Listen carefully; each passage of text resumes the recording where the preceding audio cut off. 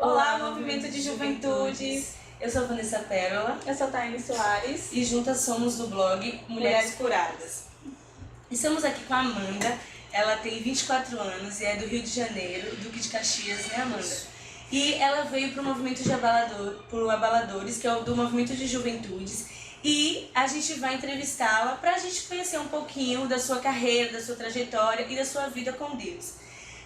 Amanda, como eu disse, ela tem 24 anos, mas desde os 8 ela já tocava teclado e quando ela tinha 11 anos de idade, ela começou a tocar violão com a ajuda do seu pai. Ela também toca contrabaixo, bateria, ou seja, ela é uma musicista completa, produtora, cantora.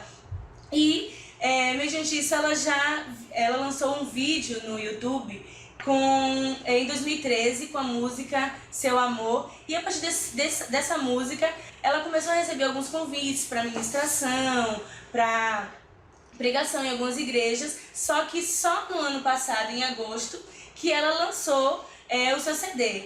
E, mediante isso, eu queria te perguntar, Amanda, o que levou você a só lançar o seu CD no ano passado, e por que você escolheu esses gêneros, o pop, o black music, MPB? Então, eu vou responder primeiro do gênero.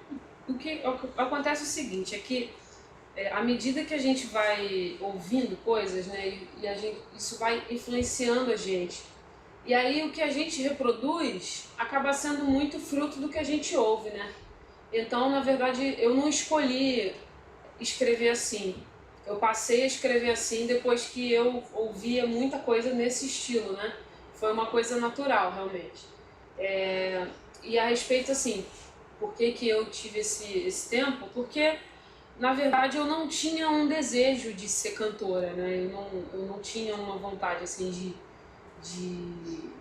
gravar um disco e aí viajar e tal, assim, eu queria ficar na minha, quietinha, eu queria ser compositora no máximo, e queria ceder minhas músicas para outros cantores gravarem.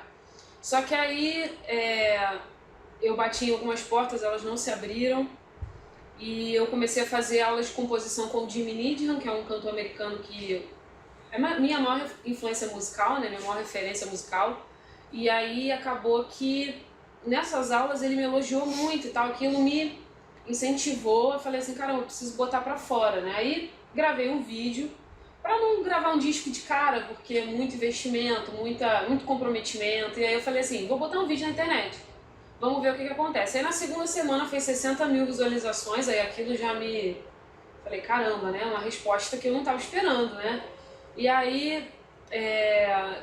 A partir daquilo eu comecei a ver que eu não ia ter muito como fugir, que Deus queria que eu gravasse um disco, que eu cantasse as minhas canções.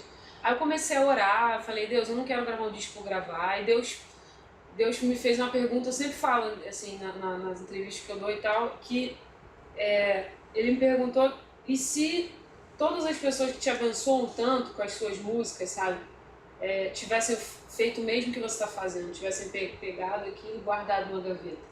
Como é que seria a sua vida, assim, se você não tivesse conhecido o Jimmy, por exemplo, e tal? Aí eu falei assim, caramba, então eu tenho um motivo para gravar um CD, eu preciso compartilhar com as pessoas aquilo que Deus tem me entregue, sabe? Aí eu gravei, mas foi uma coisa de cabeça dura mesmo, sabe, assim, de eu não quero isso e tal. Mas resistente. Resistente ao que Deus queria, mas aí acabou que eu amoleci. E até hoje, Deus às vezes ainda tem que me... ainda tem que me amolecer. Além do Jimmy, que você citou, e a gente já sabe, mas para quem está assistindo agora, quais são suas outras referências musicais? Então, eu tenho uma referência musical que é a primeira vez que eu vou comentar, assim, que chama Avalon. É um grupo vocal de Tennessee, lá dos Estados Unidos, e me influenciou demais. As minhas músicas têm uma coisa, para quem entende, sim, tem uma coisa um pouco country às vezes, por causa disso. E o Avalon, o Jimmy, aí depois eu comecei a ser um pouco influenciada pela MPB, depois que eu fiz uns 18, 19 anos eu comecei a ouvir MPB, e aí também essa influência foi avassaladora na minha vida, porque depois que eu ouvi MPB eu me apaixonei, porque assim, a pessoa vai falar assim, caramba, 18 anos foi a primeira vez que eu ouvi MPB. Vou me justificar, porque eu cresci num lar cristão, os meus pais eles só ouviam músicas cristãs. E é muito difícil a gente ouvir música cristã em MPB. Verdade. E aí a primeira vez que eu ouvi o MPB, eu falei assim, não é que a primeira vez que eu ouvi, a primeira vez que eu ouvi de verdade, de parar pra ouvir, eu me apaixonei e aí essas são minhas maiores influências, eu acredito, assim, um pouco de country music, o Jimmy Needham, que se você ouvir minha música você vai identificar algumas coisas assim, e outras coisas que a gente foi agregando pelo caminho, né? Israel Hilton, o pessoal chama de Hilton, mas eu descobri que é Hilton. Enfim, aí mais ou menos isso. A gente sabe que seu CD foi produzido em Dallas, né? Por Will Hunt. Will Hunt, isso. E teve a participação de Samuel Mizrahi, é o nome? Mizrahi. Complicado. É complicado mesmo. E do Jimmy Needham. Isso. Como aconteceram essas participações e por que você resolveu gravar, ou o que aconteceu para você gravar em Dallas? Então, foi assim, quando eu comecei a fazer aula de composição com o Jimmy, e ele elogiou e eu botei o vídeo na internet, e eu comecei a sentir aquele movimento de, tipo assim, talvez eu vá gravar um disco. Como eu sou muito fã dele, eu falei assim, cara, quanto é que você me cobraria para produzir um single do meu CD? Porque eu imaginei que ia ser uma fortuna, que eu ia produzir tudo aqui e um com ele, à distância e tal. Aí ele falou assim, Amanda, eu tenho um amigo meu que produziu meus discos e tal, e aí eu definitivamente ia querer trazer ele para esse projeto, vou te apresentar ele. Aí ele me colocou em contato com ele e me mandou um orçamento, tipo assim, um orçamento lindo, que não existe, porque às vezes as pessoas falam, gravou em Dallas, eu gastei uma fortuna. Não, amigo, não gastei. Eu gastei um valor assim que muitos produtores famosos no Brasil cobram o dobro do que eu gastei. Então eu olhei aquilo e falei, caramba, é viável fazer isso, né?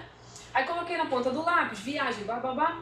E aí nós ficamos um ano aproximadamente, muitos meses, trocando e-mails, ajustando, tipo assim, a gente vai fazer isso, vai fazer aquilo outro e tal. E também um pouco insegura, né? Porque você imagina, você produzir um disco tudo em inglês. Eu falo inglês, mas os termos, as coisas, muito diferentes, né? E o meu disco é um pouco brasileiro, produzi com um monte de gringo aí. Enfim, fomos ajustando durante um ano.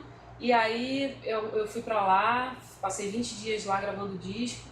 E acabou sendo uma experiência muito feliz, assim, na minha vida, porque eles pareciam brasileiros, todos.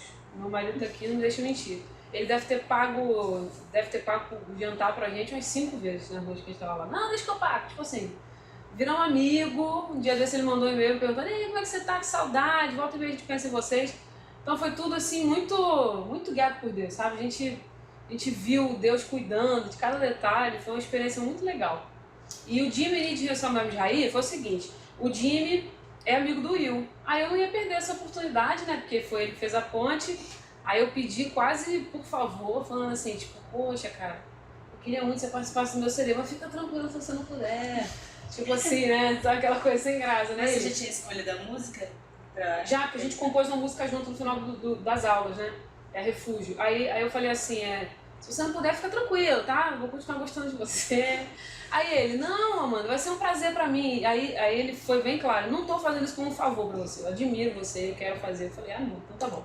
Aí o Samuel tava morando em Dallas nessa época, entendeu? E foi um cara que me influenciou pra caramba também, porque ele fazia um MPB, assim, uma coisa bem brasileira, cristã, né? Então eu chamei ele pra gravar comigo, foi assim, ele tava morando em Dallas nessa época, entendeu? Entendi. No Rio de Janeiro, as suas músicas mais tocadas são a música Mais e a música Seu Amor. Isso. Elas têm alguma história especial? Quando foi o período que você compôs ela? A Mais eu compus pro meu marido, né? Eu já ouvi algumas pessoas falando assim, é pra Deus que você canta? Não, é pra meu marido.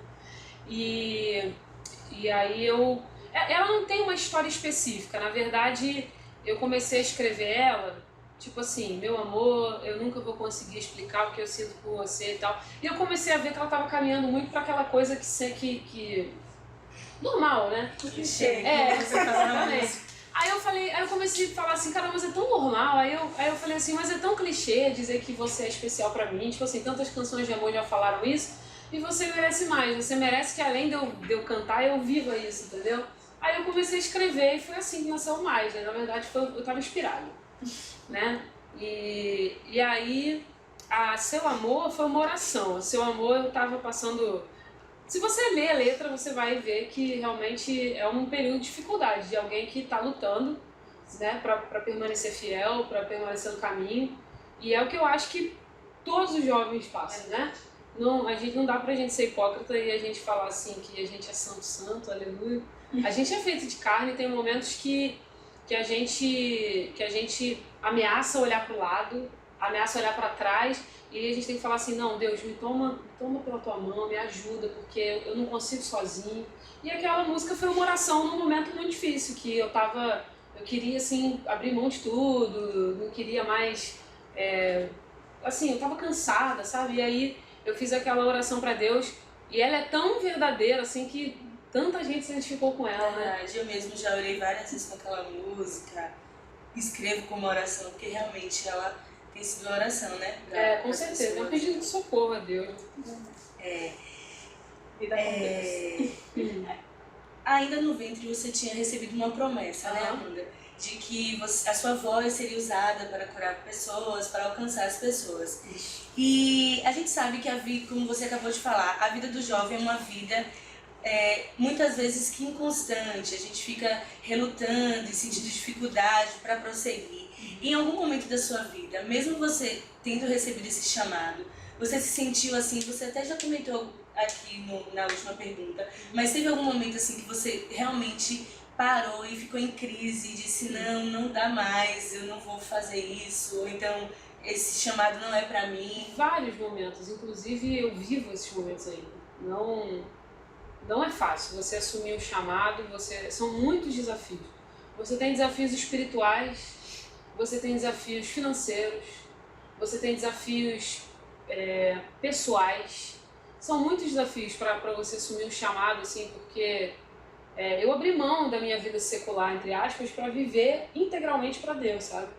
E não é porque eu não tinha outra opção, é porque eu realmente falei assim, eu vou assumir o que Deus quer, porque eu tinha uma matrícula na Faculdade Federal de Administração e eu tenho inglês fluente, então assim, eu podia ter feito outra coisa na minha vida, entendeu?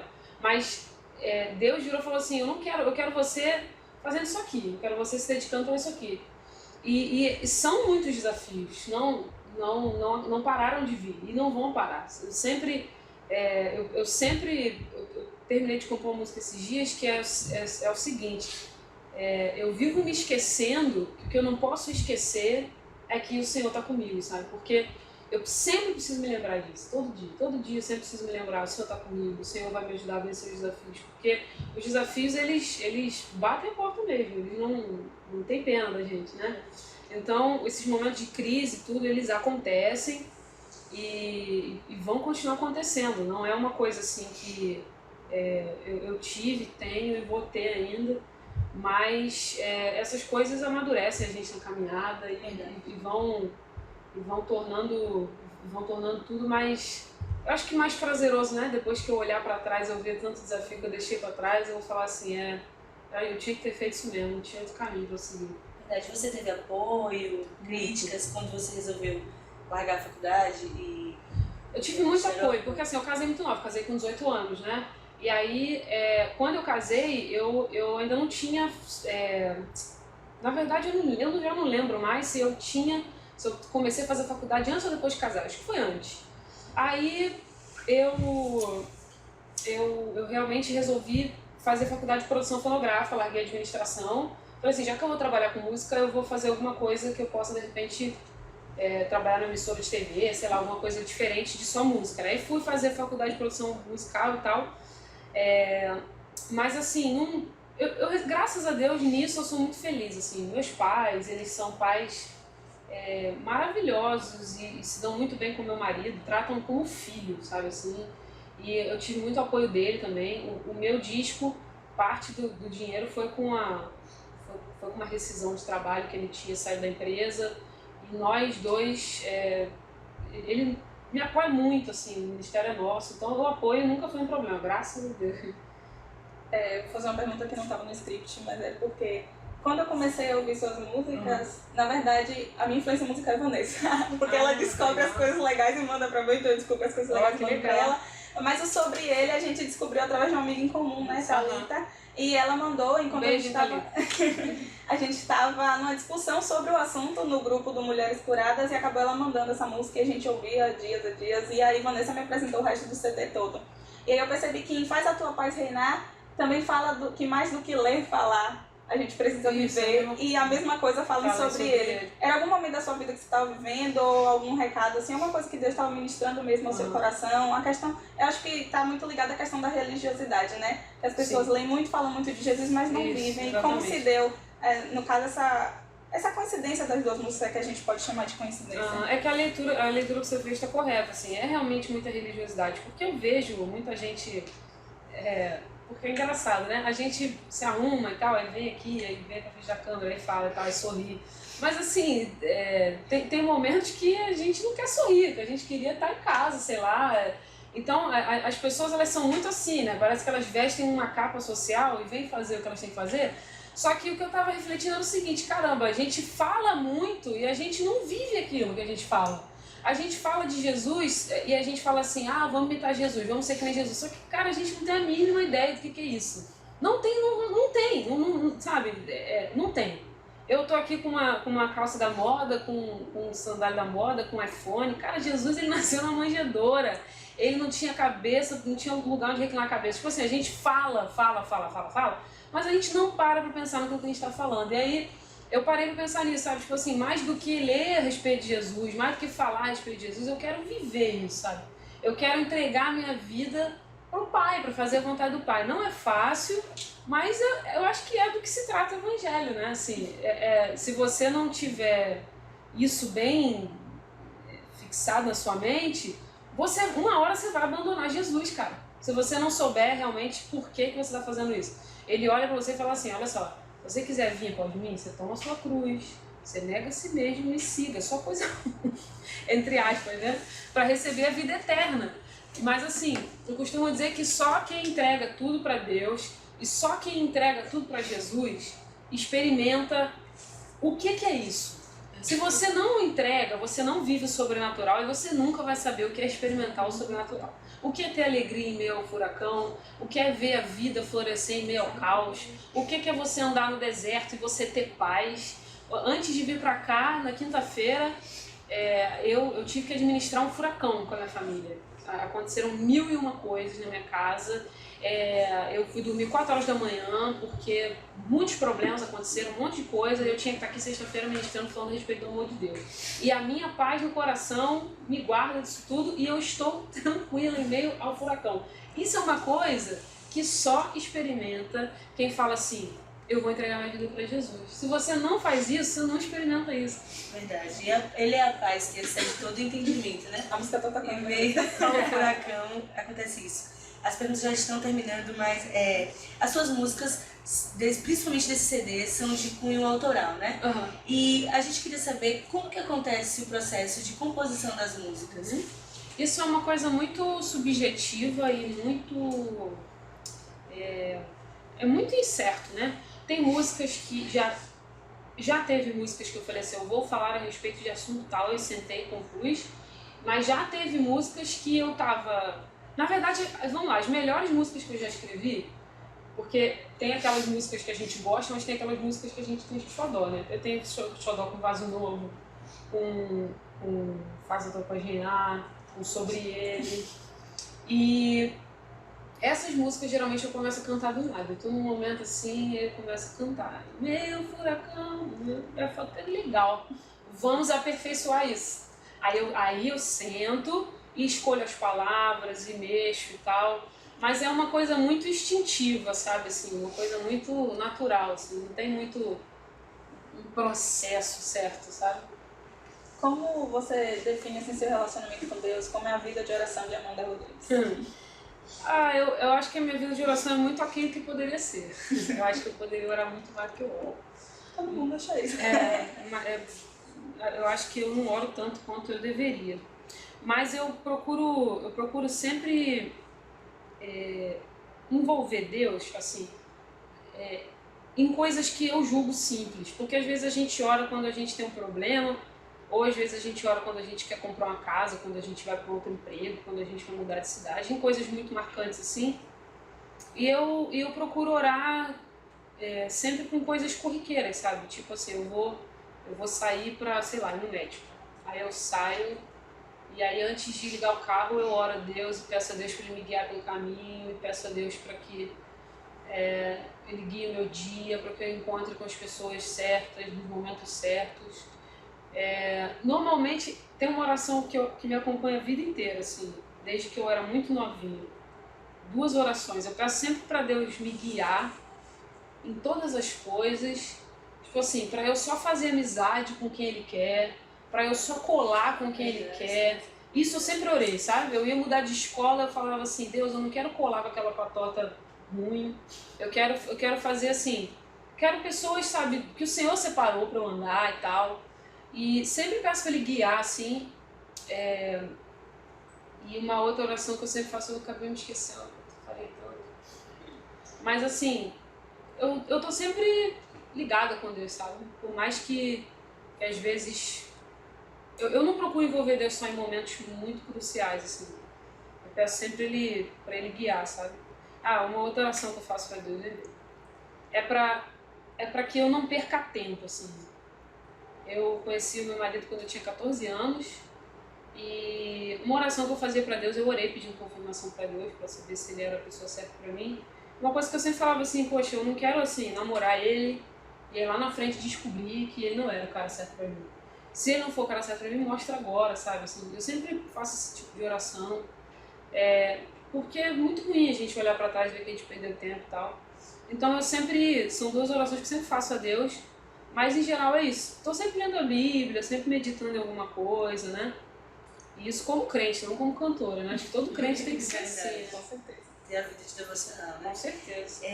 As suas músicas, ela atinge um público bastante jovem, né? Uhum. Isso foi algo proposital? Você que quis fazer para atingir mesmo o público jovem? Ou você teve um direcionamento do Senhor, uma experiência, algo que Ele falou, não, eu quero que você atingisse esse público? Foi o Senhor ou foi você? Não, foi muito natural. Eu nunca pensei sobre isso, assim, tipo, eu vou atingir tal público. Na verdade, a minha musicalidade caminha para isso, né? Porque você é jovem. Então a minha musicalidade ela caminha para esse lado. Então foi uma coisa que aconteceu, assim, não foi algo que eu planejei, realmente. A gente está chegando ao fim. A gente quer saber assim, o que você considera como resposta de oração para a juventude de hoje e o que os jovens precisam fazer para encontrar a sua identidade em Cristo. E, por fim, o que você achou da iniciativa do movimento de juventude em estar trazendo você para Abaladores e a questão do tema do Abaladores, tudo.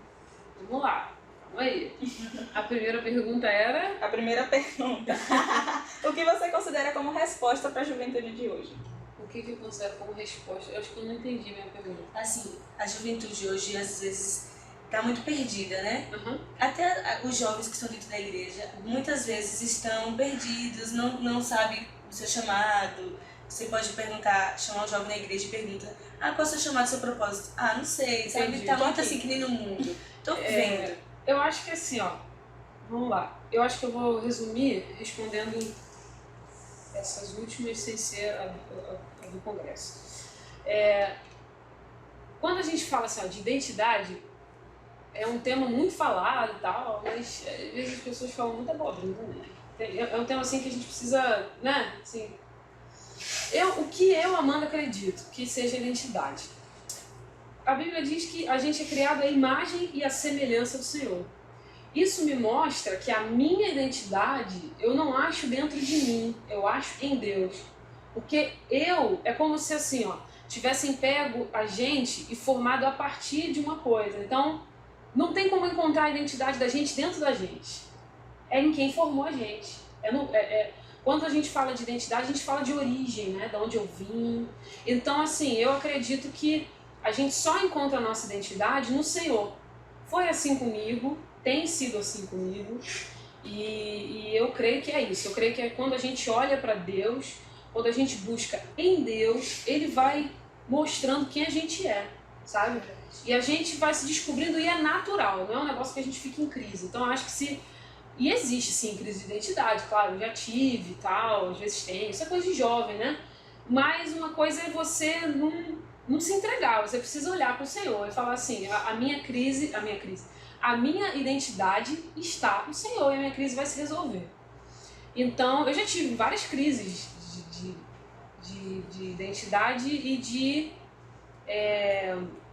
também fé. Já tive crises de fé.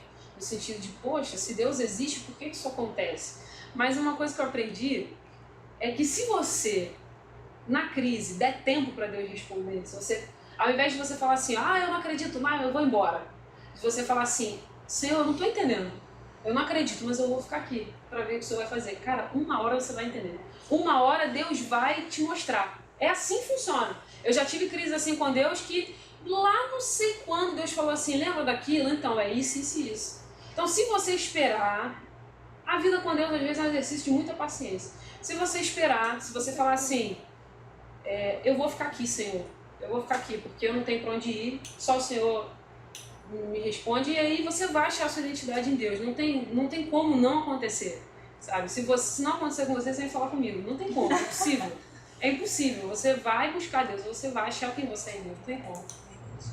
E agora, quanto à iniciativa do movimento de juventudes e trazer você, pastor. Então, eu estava falando acho que ontem sobre isso, falando que um momento aqui que a gente vive no Brasil, né?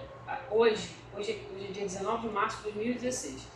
A gente vive um momento muito conturbado, né? Muitas coisas, né? E eu acho que a estrutura da nossa nação está sendo abalada para o mal, né? Assim, a gente vê um país enfiado numa lama de corrupção e o povo clamando por mudança e tal. E eu acho que é muito simbólico, né? E muito significativo essa coisa dos jovens se unirem em algum momento para buscar a identidade de Deus e para adorar o Senhor. E é uma iniciativa assim que eu creio que gera algo no mundo espiritual, sabe? Assim. E eu pessoalmente estou muito feliz de ter a oportunidade de estar aqui participando desse projeto, participando desse congresso. E é uma oportunidade assim ímpar de estar aqui em Feira de Santana, compartilhando, tendo contato com as pessoas que ouvem minha música, né? Isso é muito precioso. Às vezes a sua música chega em lugares onde você não chega, mas é muito legal quando você chega também, você ouve as histórias, tem sido um tempo muito, muito legal de Deus. Acho que até para reforçar a fé, né? Claro, renova, com certeza. Renovar. Então, Amanda, foi muito bom ter você aqui conosco nessa prazer. tarde. E a gente queria te agradecer pela sua disponibilidade e pedir para que você baixe o aplicativo do Movimento de Juventudes. Lá está disponível para a plataforma iOS e para o Android. E que você curta a nossa página no Facebook, Mulheres Curadas, siga o nosso Instagram também, o Instagram do Movimento.